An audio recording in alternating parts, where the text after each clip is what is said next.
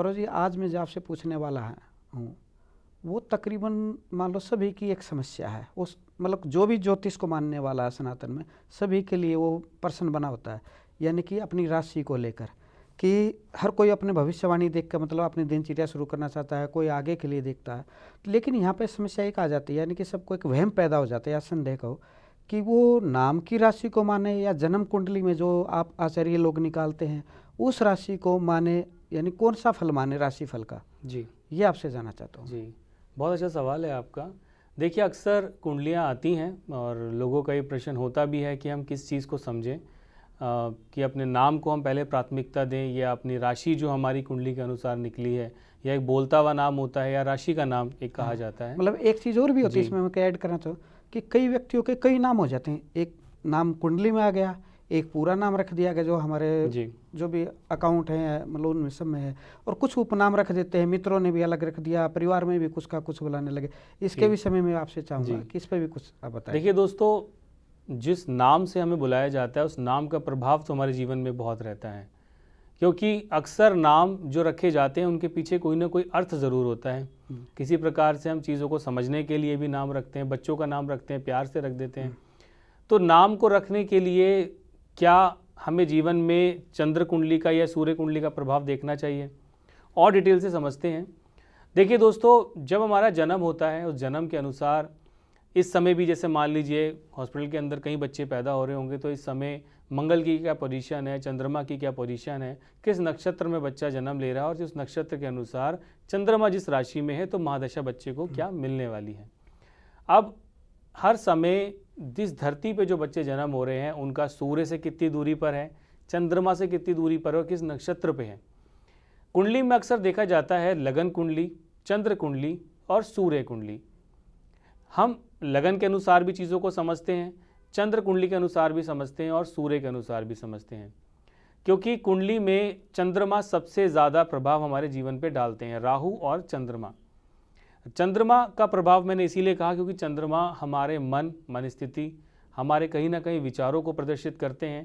किसी की तरक्की से हम कितना जलते हैं और किसी की तरक्की से हम कितना खुश होते हैं, ये भावना भी चंद्रमा से आती है। सुंदरता भी चंद्रमा से देखते हैं, यानी चंद्रमा को हमने प्राथमिकता सूर्य के अनुसार थोड़ी ज़्यादा दी है।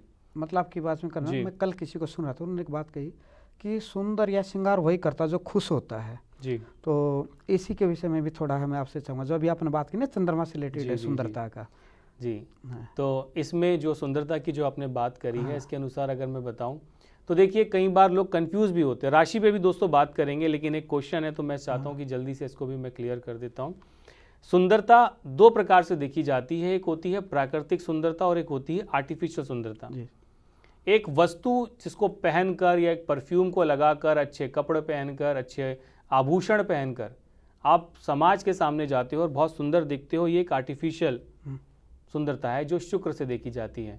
एक वो चीज़ होती है कि व्यक्ति साधारण से वस्त्रों में जा रहा है, सिंपल है, लेकिन फिर भी वो आइकॉनिक है। हाँ, कई व्यक्ति ये चंद्रमा देता है, यानी आपकी कुंडली में चंद्रमा कितना बलशाली है, ये आप एक किसी पर्सन को देखते हो और अट्रैक्शन, एक आकर्षण का भाव जो बनता है, ये चंद्रमा से देखा जाता है। और उस आकर्षण, यानी कि अगर मैं कहूँ कि आकर्षण के अंदर हम अगर किसी चीज़ को और ज़्यादा बढ़ाना चाहते हैं तो वहाँ पे शुक्र को बल दिया जाता है। तो इसमें कहीं ना कहीं जो चीज़ें हैं उसको समझने का बहुत सा तरीका है कि नेचुरल जो है वो चंद्रमा है और आर्टिफिशियल सुंदरता जो है वो शुक्र से देखी जाती है। शुक्र को भी 4 चांद चंद्रमा से ही लगते हैं, तो 4 चांद कहा जाता है। तो अब बात करते हैं कि राशि के अनुसार अगर हम बात कर रहे थे तो देखिए, जैसे चंद्रमा मैंने बताया कि ये हमारे जीवन में गहरा असर डालता है, और इसीलिए हम कोशिश करते हैं कि वहाँ से हम सबसे पहले ये देखें कि उसका किस नक्षत्र में जन्म हुआ है, जातक या जातिका का, और वो किस नक्षत्र के अनुसार उनके जो चंद्रमा है वो किस राशि में विराजमान है, और वहाँ से किन किन अक्षरों में उनका जो है अल्फ़ाबेट्स निकलते हैं, उसके आधार पे हमें नाम रखना चाहिए। अब क्योंकि बोलता हुआ नाम भी है और कहीं ना कहीं चंद्रमा का नाम भी है, तो देखिए राशि का प्रभाव, यानी चंद्रमा जब आपकी कुंडली के अंदर गोचर करते हैं 2.25 दिन के अंदर एक राशि में, 2.25 दिन के बाद दूसरी राशि में, तो क्या होता है कि आपने नोट करा होगा कि हफ्ते के कुछ ऐसे दिन होते हैं जो बहुत ज़्यादा सिरदर्दी वाले होते हैं, और हफ्ते के कुछ ऐसे दिन होते हैं कि इंसान बहुत खुश होता है। ऐसा क्यों? ये सब उस चंद्रमा से ही तो है। यानी कि कुछ दिन ऐसे होते हैं कि मन बहुत खुश होता है, बिल्कुल अच्छी नींद आती है, कुछ ऐसे दिन होते हैं कि नींद भी रात को नहीं आती, ये सब उस चंद्रमा से है दोस्तों। और इसीलिए मैं कहता हूँ कि नाम से पहले आप सबसे पहले ये देखिए कि 12 भावों में चंद्रमा की स्थिति क्या है, उसके अनुसार जहाँ पे भी अपनी आप कुंडली बनवाते हैं, जिन आचार्य को भी आप दिखाते हैं, उनसे अपने नाम का अक्षर पूछें कि आपका इस राशि के अनुसार क्या नाम निकलता है। और मैं चाहता हूँ कि आप उसी के आधार पर अपना नाम रखेंगे तो उसके प्रभाव आपके चंद्रमा को भी बली करेंगे, आप कहीं ना कहीं आपके लगन को भी बली करेंगे। दूसरा एंगल है दोस्तों सूर्य राशि।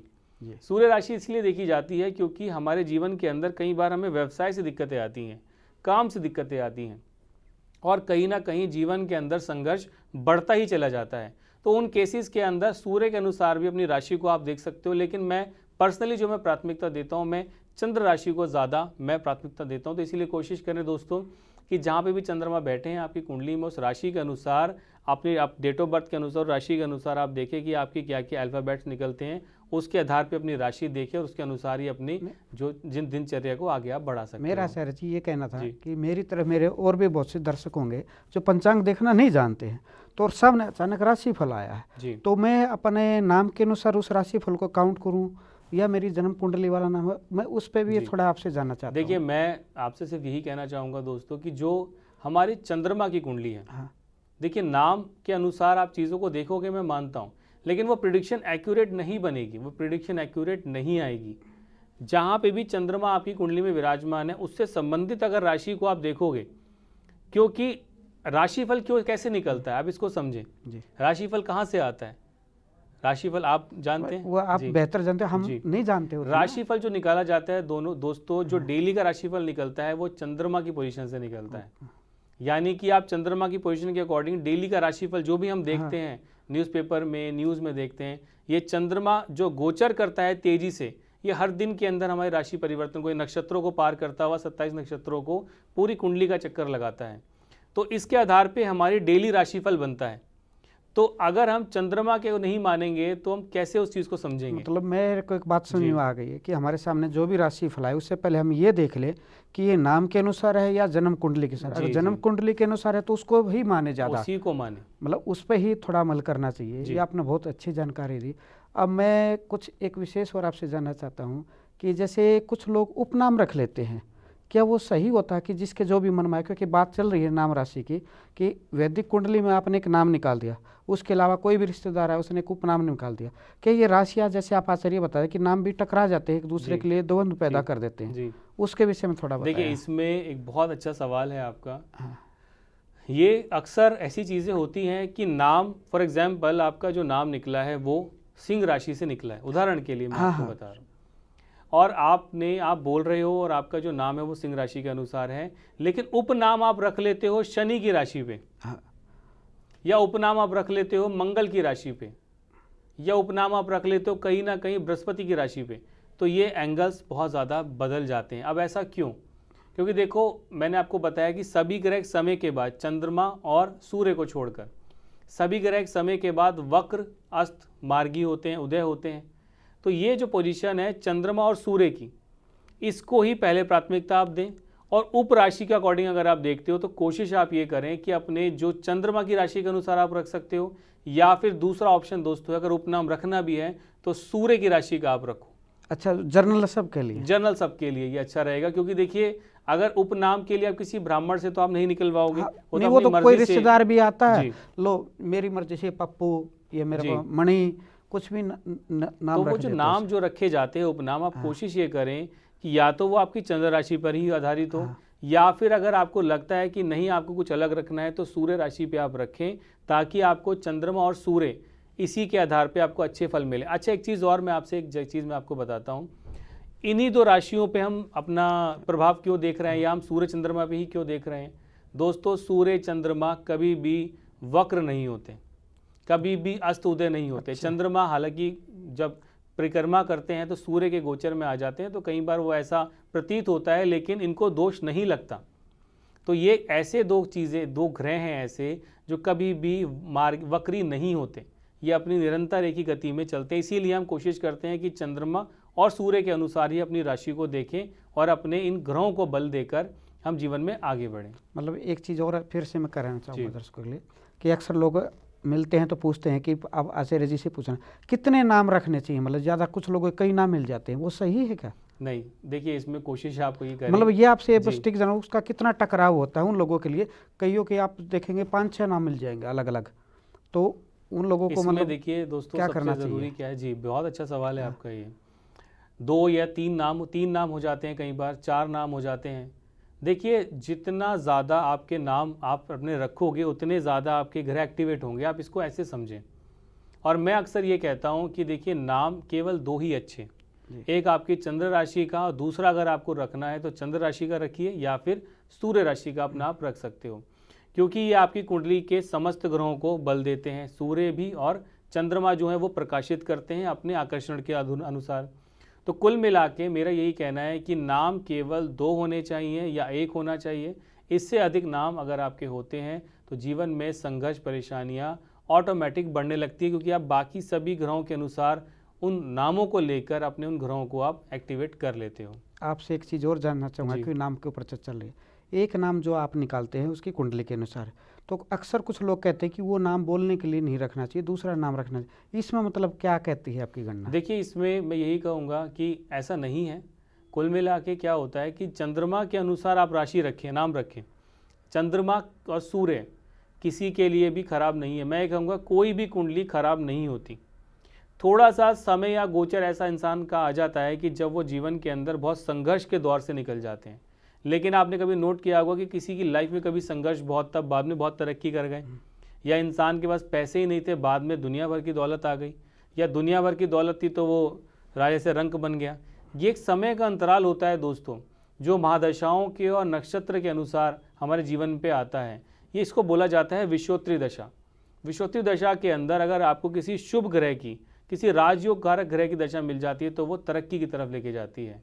और अगर हम बात करते हैं नाम की, तो देखो चंद्र राशि से अच्छा और कोई नाम नहीं है आपके लिए। आप चंद्र राशि के अनुसार अपना आप नाम रखें या फिर सूर्य के अनुसार रखें, ऐसा कुछ भी नहीं है। ये सब एक भ्रांतियां हैं, मेरे अनुसार एक भ्रांतियां हैं कि आप ये नाम रखोगे तो आपके साथ ये गलत हो जाएगा।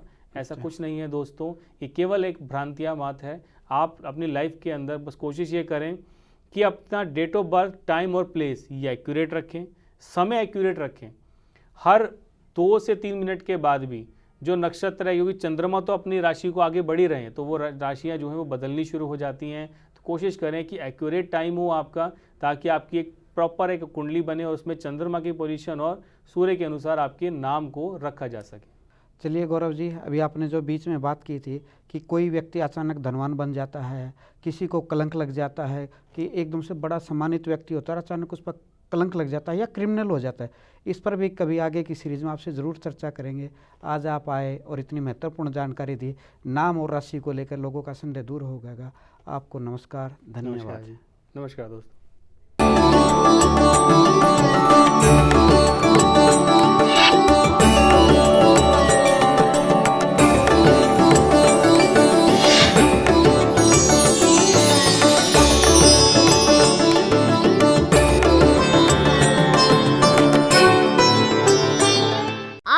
संतवाणी चैनल को सब्सक्राइब करें, वीडियो को लाइक करें, शेयर करें और हाँ, बेल आइकन पर क्लिक करना बिल्कुल ना भूलें, ताकि हमारी किसी भी वीडियो की सूचना सबसे पहले आपको मिले।